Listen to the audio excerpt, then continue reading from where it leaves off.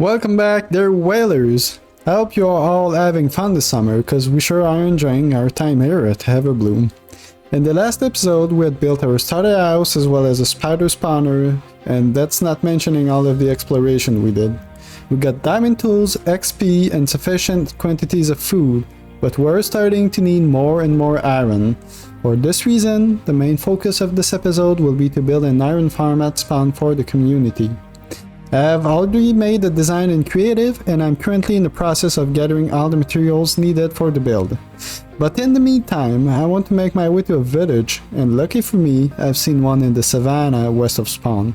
The reason I want to go there is that even though we have an amazing XP farm, we don't have mending yet, so with everything said, I will meet you guys at the village to see if we can obtain some of these precious books.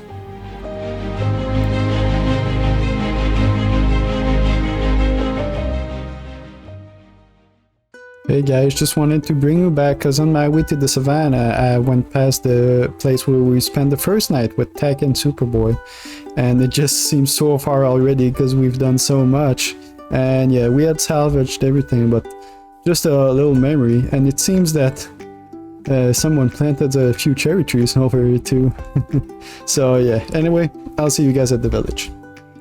Alright, so I've made it to the village, and here's the technique I'm gonna use. So I've already converted one villager to a Fletcher, so that I can simply trade some sticks to get some emeralds. That's why I brought a lot of wood with me. So I was able to get 23 emeralds off of him. And then I'm gonna do this with like 2 or 3, that's why I got a few fletching tables, should I say. And then I'm gonna try and do a few librarians after that and see if I can roll some mendings. So I'll be doing this, and I'll join you guys once I maybe get lucky and get a mending book. Alright, so I've managed to get quite a lot of emeralds, actually, almost a stack and a half. And I'm down to 30 logs, so it takes a bunch of wood, but early game it's really good. So now I'm down to try and getting this mending book from this guy.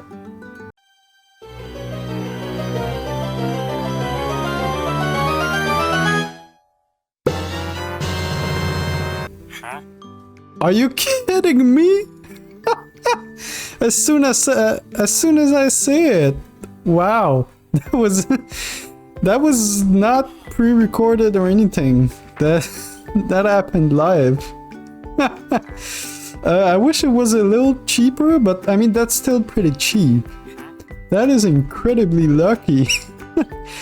So, oh, and I just realized I didn't bring any books.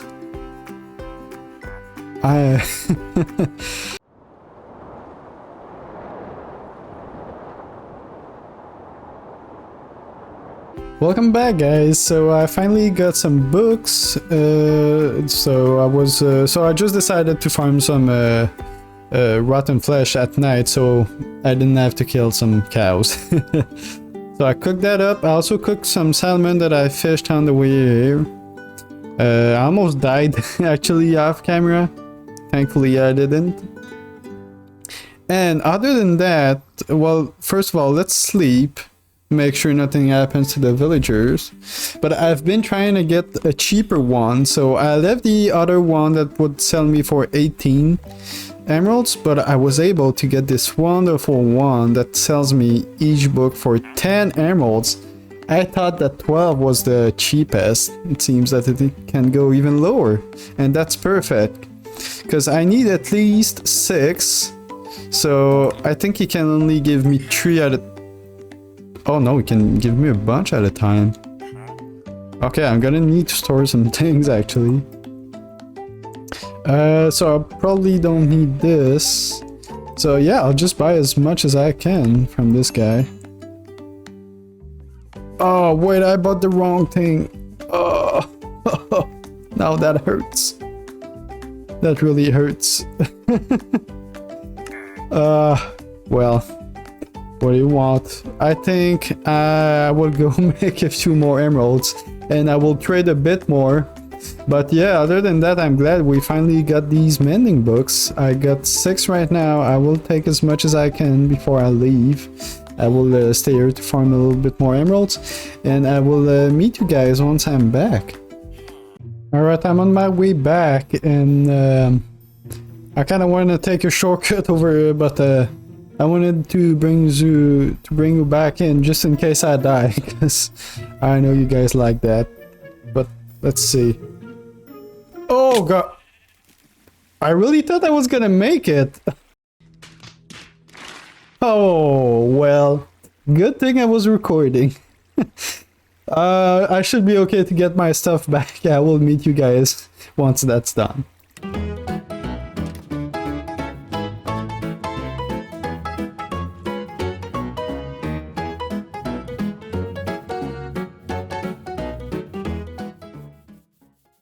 Okay, so I made it home safe. I got all of the books, I got everything. Also, I got a disc. Some of these last night, there was a skeleton that happened to shoot a creeper, so I got a disc from that. I don't know what this one is, and I don't have a diamond to make a jukebox. The only diamond I got actually was last episode. I got a single vein, but it was like 12 diamond veins, so that's all the diamonds I got. So I will go enchant everything, and pretty much the next thing we're gonna do is build this iron farm. So I will meet you guys after the time lapse.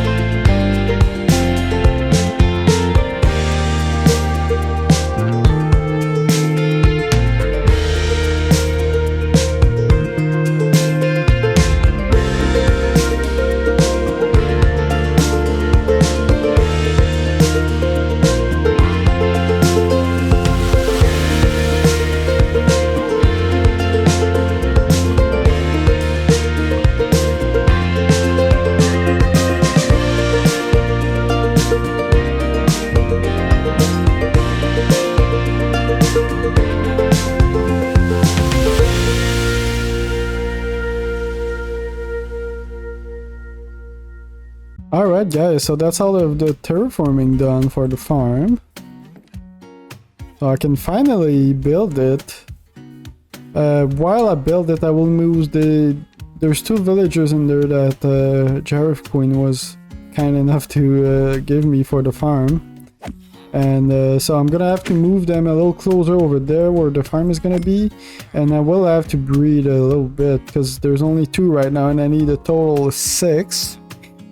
And I might breed them up until they are 8 so that we still have 2 more to breed more if anybody else needs some at spawn later on.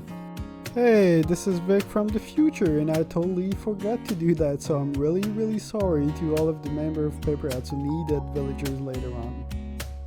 So the farm will have 2 pods of 3 villagers, so that's 2 golems that can spawn at a time. I don't know what's the time between every spawn, but since it is at spawn, it's going to be pretty much working all the time, so we don't need crazy rates, and also we don't need something to lag out the server all the time, so that's why I only chose 2 pods. Should be sufficient for any of us in the current state of the game, at least. Later on I'm sure other people would do bigger farms at their own base and stuff like that. So with all of that said, I will take care of these unwanted visitors order. It seems this one is... Okay, get away. I love knockback on my sword. So I'll take care of these guys, and I will leave you guys for the time lapse of me building the farm, and I'll show you the result afterwards.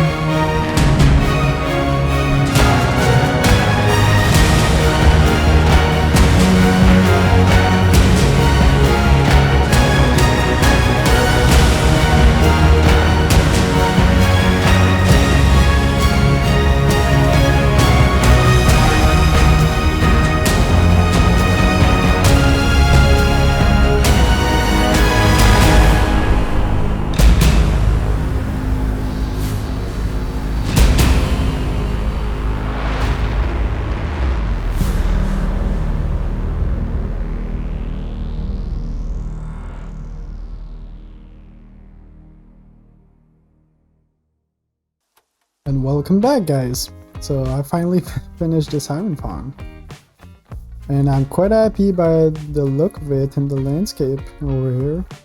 So let's take a deeper look at it. So there are 2 pods of 3 villagers producing iron golems. So basically 2 of them can spawn at once. They will spawn about every 20 seconds. That's to be verified, but that's about it. And after about 10 hours of AFK farming, this is what I got from each chest. So pretty much the same in the other one. So it's a pretty good, especially considering that this isn't spawn, so it's gonna be running at most time. So it's gonna be pretty unlimited iron from this farm. And now if we take a look inside, so this is where the villagers are on each side, and there's a zombie in the middle there holding an item so he doesn't despawn. So by having the zombie jumping on here with the water on soul centric, it gets in and out of the vision of the villagers. So the villagers will sometimes get scared and spawn their iron golems, but they will also have some little time when they can sleep at night. And this is really important because in any iron farm, you need the villagers to sleep at least once a day. Otherwise, the requirement for spawning the iron golems are not fulfilled. It is very important to spawn-proof everything in here. This is why there is carpet all over. Otherwise, one thing that can happen is the villagers will spawn outside. I mean, when they get up from the bed, they will be outside of the pod if everything is not spawn-proof correctly. And that's obviously a big problem. You want them to stay in there, especially since it can be quite a hard time leading them there. So that's the first reason why everything's gotta be spawn-proof. The other reason is you don't want a golem spawning where it shouldn't be. Should take that off. Forgot to do that earlier.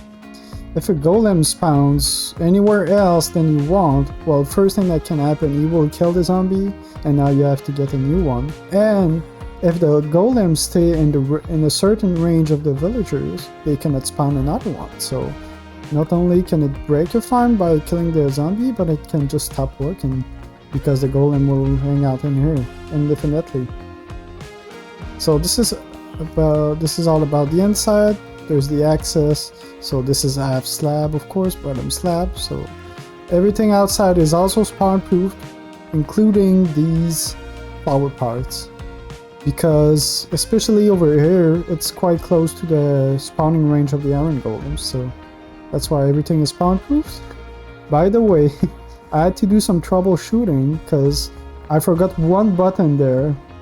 Also, I didn't have any more of this crimson button, so I just put a pink one there. I guess it can be a reminder. So I forgot to put a button there, so golem spawned there.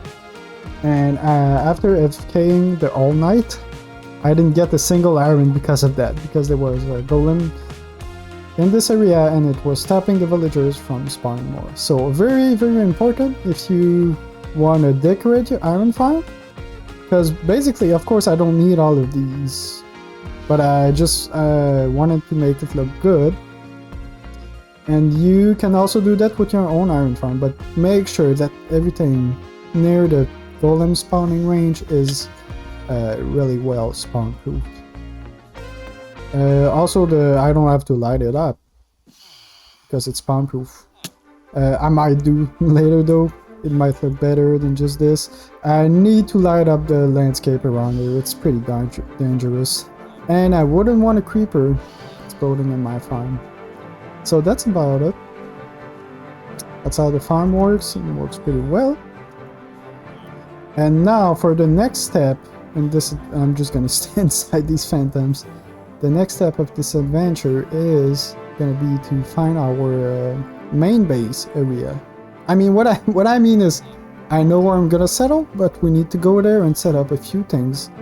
So probably temporary storage. So because we're gonna have a lot of stuff to all over there. I will need some ender chests because we don't have access to the end just yet, so there's no shulkers. So I will at least need my ender chest to be able to move more stuff at once. So then the first thing, well, before the storage, we'll have to link up this new area to the nether, because we have a nether tunnel system. So that's probably the first thing I will do, and then I'll explain more to you guys. So let me make my way over there, set up the portals, and I'll be right back. Hey guys, so I actually got totally sidetracked. I was supposed to do the new portal to the new base area, but I went back looking at my starter house and I was thinking to myself, like, this is not up to what I can do best in Minecraft. So I decided to upgrade it, especially the upstairs bedroom is just, honestly, it's horrible. I mean, it's really not. The bottom rooms are fine. The storage room will not change, but I do want to expand the house a little bit, give it more space and bigger doors probably, and a fancier second story, where I will make an actual nice looking bedroom. So let's get to work.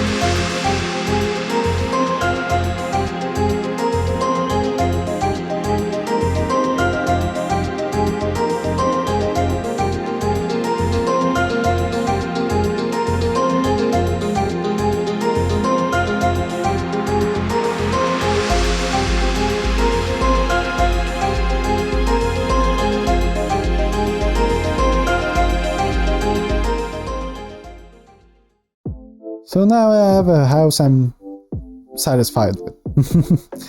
It's nothing too crazy, but now it's an actual starter home. Although I don't know if we can call it that anymore.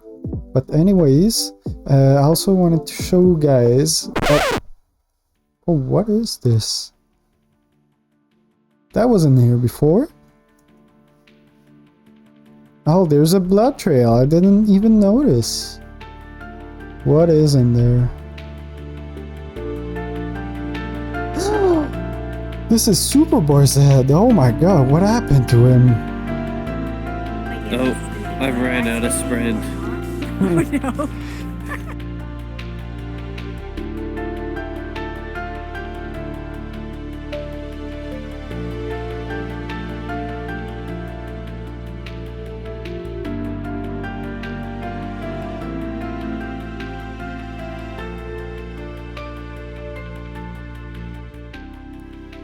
Oh, what is this? That also wasn't here before. Someone's been here. It says confession. Are we gonna know who did this? Let's see. I, Victor the Pink Whale, have committed crimes. Signed, Victor. My forged signature right there. This is... Someone is trying to frame me. Well, it's gonna be tough to get out of this one. I will investigate and I will let you guys know of any development. But for now, I must focus on my new base. No more sidetracking. So, let me go get some oxygen I need for the portal and I'll meet you guys back there.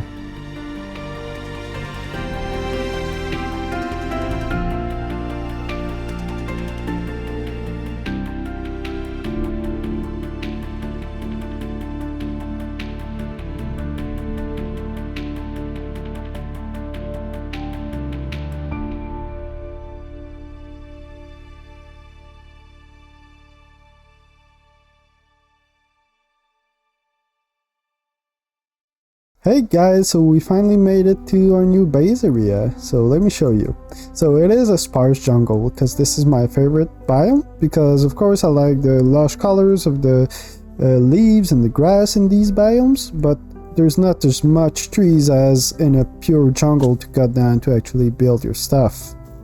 So this is why I like this biome so much. And if we look on the map, we can see that it's a beautiful island surrounded by a ton of jungle and even a dark oak forest over here to the north. It is kind of joining with the mainland over here, but I will fix that later on to make it a full river and an actual island over here. So the first part of the base build is gonna be on this mountain over here. But this is all I'm gonna show you for this episode. That's gonna be in the next one. But I can assure you that, because I already built part of it in creative, I can assure you that it's gonna be an awesome build, and I really outdid myself on this one.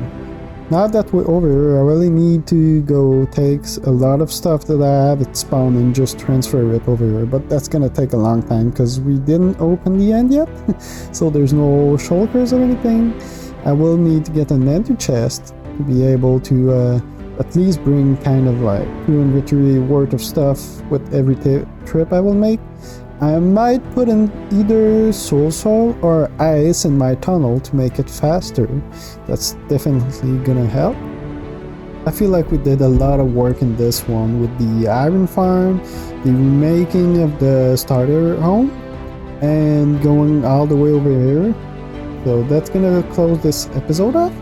If you guys liked it, please consider subscribing or liking the video. And I will see you in the next episode. See you, whalers!